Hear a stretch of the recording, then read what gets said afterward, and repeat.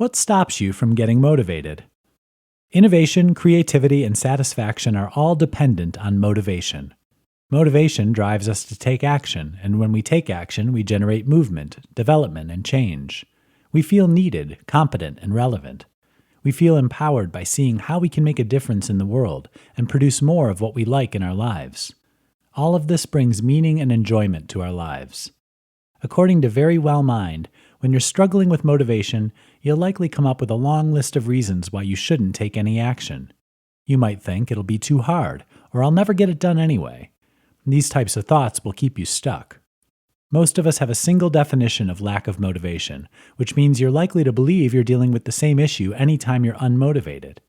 The reality is that lack of motivation is a broad group of subjects with several variants. Lack of motivation is defined as a lack of commitment to act, and there are a variety of reasons why you could be in that situation. Fear. Even if you're approaching terrain you've decided to walk into, a part of you is driven to resist moving ahead when you're scared. Fear slows you down and makes you reluctant and cautious, which may be good, but your concerns are sometimes based on your thoughts rather than a realistic evaluation of the hazards in your environment. Stress and frustration. Have you ever felt so frustrated, overworked, or under stress that you instead give up, then keep going with whatever you're trying to accomplish? Whatever the source, one thing we all know about being overwhelmed or too worried is that it saps motivation. You have no idea what you want. This primary cause is by far the most prevalent of all the reasons why you could be weak in motivation. Either you don't have any idea what you want, or you don't understand what you want.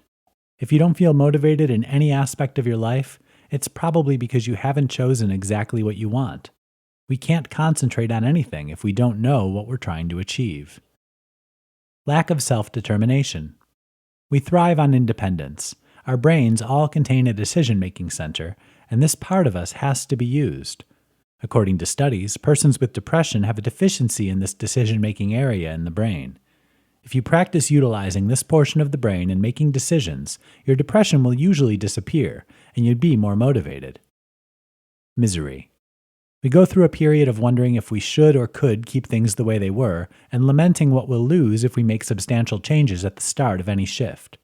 Confusion, self-doubt, suspicion of the world around us, and a sense of being lost are all frequent symptoms, and the larger the change, the stronger these symptoms become, and the easier we lose our motivation.